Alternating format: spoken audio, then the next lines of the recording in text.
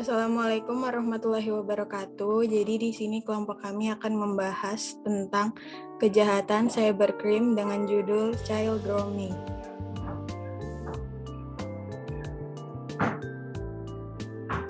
Next.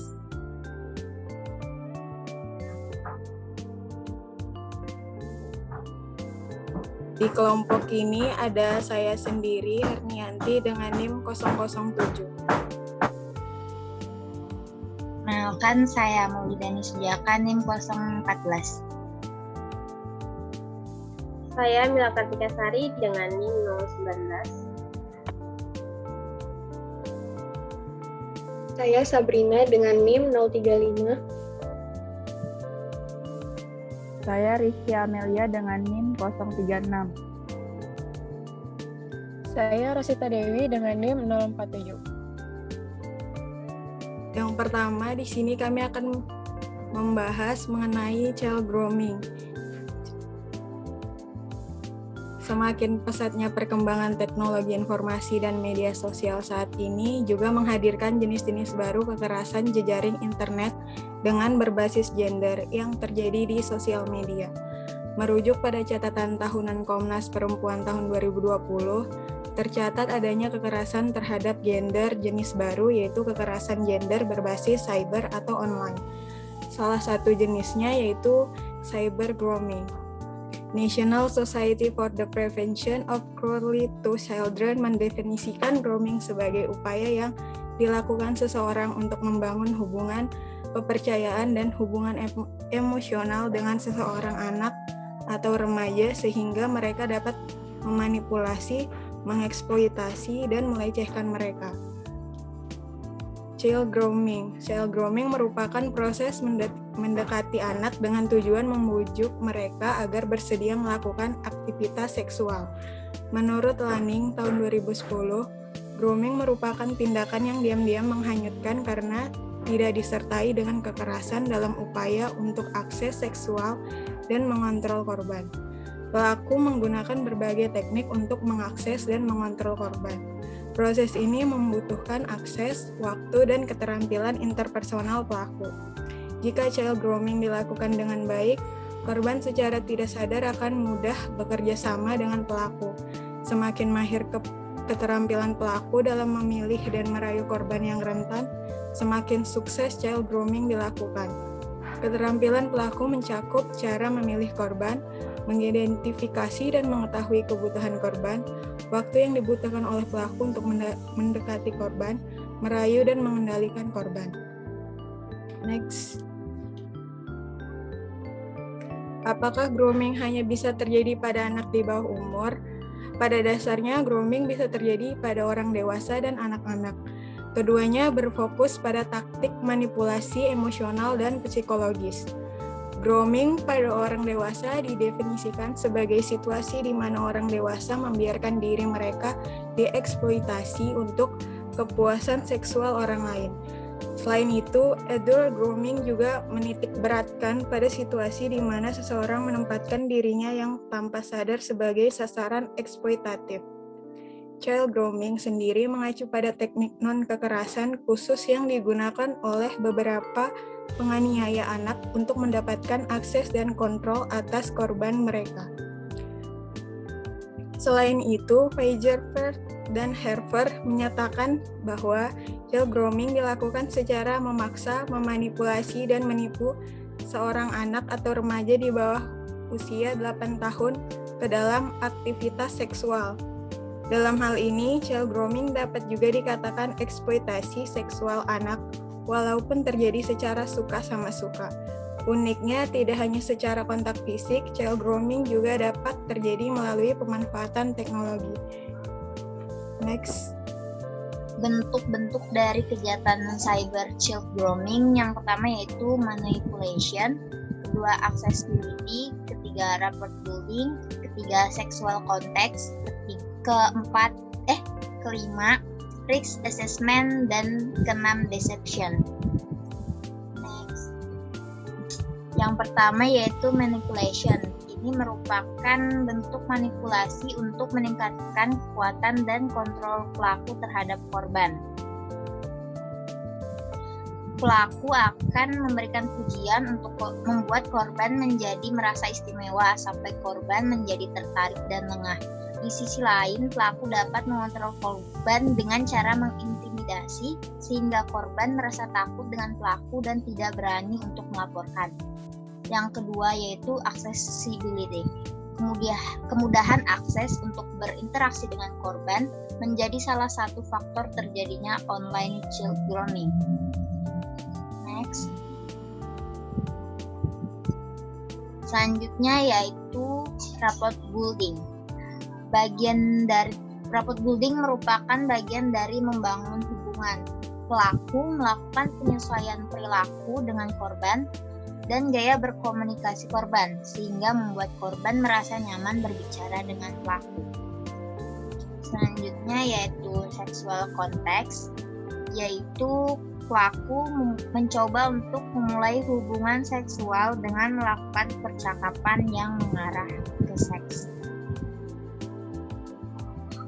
Kemudian yang kelima ada risk assessment. Penilaian risiko dilihat dari beberapa aspek, yaitu individu korban, faktor yang berkaitan dengan internet dan lingkungan sekitarnya. Terdapat 3 cara manajemen risiko yang dilakukan oleh pelaku. Yang pertama, berhubungan dengan teknologi yang digunakan dan logistik yang terkait dengan pelaku. Kedua, pelaku menahan diri berkomunikasi dengan korban di ruang publik dan memilih penggunaan email pribadi atau ponsel. Yang ketiga, pelaku bertemu dengan korban dengan melakukan pertemuan yang jauh dari lingkungan korban. Namun, ada penelitian yang mengatakan bahwa manajemen risiko tidak dimanfaatkan oleh semua pelaku, karena mereka menganggap tidak melakukan sesuatu yang salah, sehingga tidak ada yang perlu disembunyikan. Yang keenam, deception. Dalam online child grooming, terkadang pelaku menyamar sebagai teman sebaya atau anak muda. Penelitian mencatat bahwa 5% pelaku menyamar sebagai anak muda ketika berkomunikasi dengan korban. Sebagian besar pelaku memberitahu korban bahwa mereka adalah orang dewasa yang ingin membangun hubungan khusus dengan korban. Sebagian besar korban bertemu pelaku secara langsung dan melakukan hubungan seks, sehingga dapat disimpulkan sebagian besar korban sadar mereka berkomunikasi dengan orang dewasa dan mengambil resiko untuk berinteraksi dengan pelaku. Next, penyebab cyber child grooming. Penyebab dari child grooming ini dikarenakan karena penggunaan gadget yang berlebihan pada anak. Yang kedua yaitu kelalaian orang tua juga dapat menjadi penyebab anak-anak terkena child grooming. Dan faktor lainnya yang dapat menyebabkan munculnya cyber child grooming adalah faktor struktural yang telah mengakibatkan terjadinya hubungan yang dirasakan tidak seimbang bagi anak, baik pada lingkungan keluarga maupun di lingkungan masyarakat. Next. Dampak child grooming. Yang pertama, menimbulkan kerugian psikis seperti depresi, tekanan, kecemasan, dan ketakutan. Bahkan pada titik tertentu pada korban memiliki pikiran untuk menyakiti diri sendiri atau bahkan bisa sampai bunuh diri.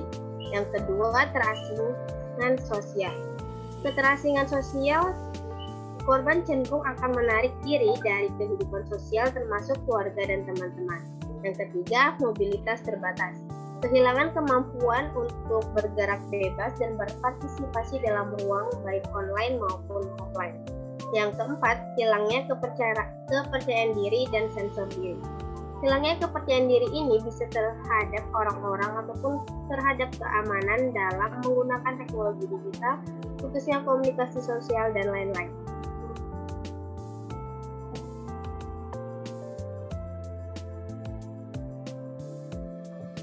Lanjut, Sabrina.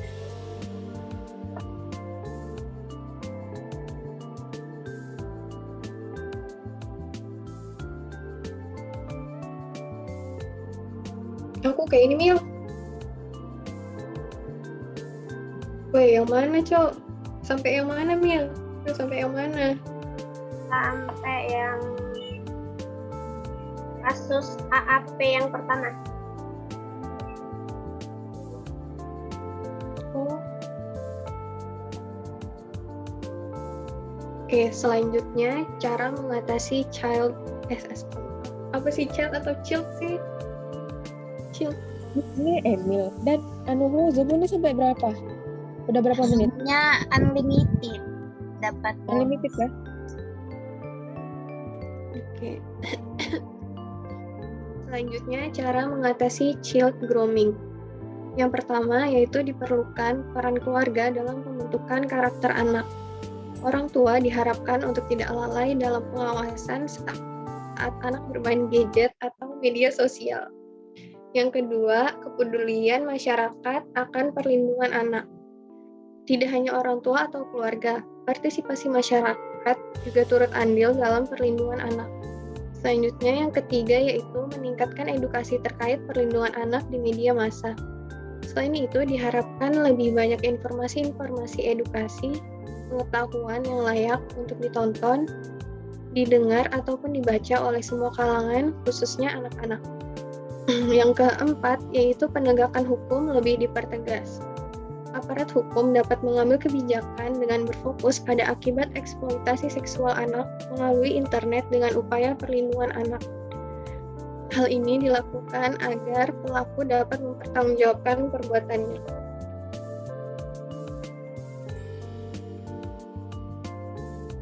Selanjutnya yaitu contoh kasus child grooming, yaitu kasus AAP. Pada Kamis 25 Juli 2019, penyidik Direktorat Reskrim Sus Polda Metro Jaya menahan tersangka AAP alias Prasetyo Devano atau dikenal dengan Devans Pras. AAP ditahan polisi karena melakukan tindakan pelecehan anak dengan modus bermain game online, yaitu Hago. Kemudian pelaku sudah melancarkan aksinya sejak tahun 2018 lalu. Terdapat 10 orang korban anak-anak yang berumur 9 hingga 15 tahun. Game online ini memungkinkan para pemainnya untuk saling bertukar nomor telepon, dan hal tersebut dimanfaatkan pelaku untuk mencari korban. Pelaku menggunakan foto profil palsu untuk mengecoh korban.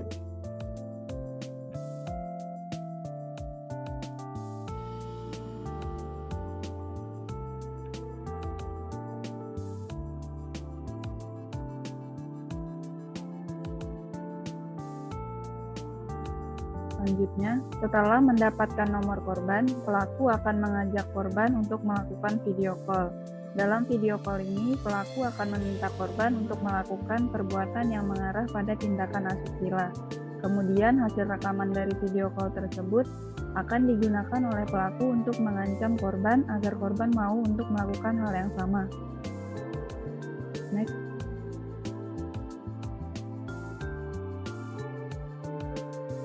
Atas perbuatannya tersebut, tersangka dikenakan pasal 27 ayat 1, junto pasal 45 ayat 1, junto pasal 52 ayat 1, dan pasal 29 junto pasal 45B Undang-Undang Republik Indonesia tahun 2016 tentang ITE. Tersangka juga dikenakan pasal 76E junto pasal 82 Undang-Undang Republik Indonesia tahun 2014 tentang perlindungan anak. Tersangka terancam hukuman 15 tahun penjara. Next. Contoh kasus yang kedua adalah kasus NT Harum yang terjadi di Korea Selatan. Pada Maret tanggal 20 2020, Kepolisian Metropolitan Seoul menangkap Baksa alias Cho Jo-bin, pria berusia 25 tahun yang merupakan pembuat grup sekaligus admin dari grup chat yang mendistribusikan video pornografi, pelecehan, serta kekerasan seksual terhadap perempuan. NT Harum memiliki lebih dari 260.000 anggota yang termasuk ke dalam berbagai grup yang berbeda sesuai dengan tarif yang telah ditentukan. Terdapat 74 orang korban, yang di mana 16 orang diantaranya adalah anak di bawah umur.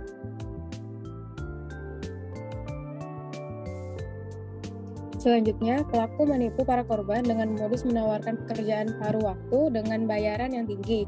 Setelah korban setuju, pelaku akan memaksa korban untuk membuat konten video pornografi. Hasil rekaman video tersebut kemudian digunakan pelaku untuk memeras para korban. Pelaku mengancam akan menyebarkan identitas pribadi korban jika korban berniat untuk kabur atau berhenti. Setelah dilakukan penyelidikan lebih lanjut, pihak Pengadilan Distrik Pusat Korea Selatan menjatuhkan hukuman terhadap Cho Jobin. Ia divonis penjara selama 45 tahun karena terbukti melakukan kurang lebih 15 bentuk tindakan pidana. Selain Cho Jobin, Pengadilan Distrik Pusat Korea Selatan juga menjatuhi hukuman kepada Moon Hyung Wook yang juga merupakan salah satu pendiri dari NTH Room. Moon Hyung Wook ditangkap pada Mei 2020 dan pada Juni 2020. Ia diadili dengan 12 dakwaan dan kemudian ia divonis hukuman 34 tahun penjara.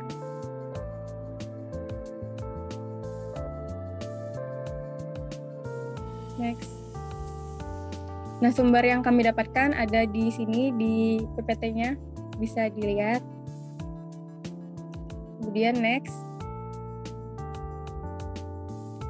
Sekian presentasi dari kelompok kami. Bila ada kesalahan mohon dimaafkan. Wassalamualaikum warahmatullahi wabarakatuh. Terima kasih.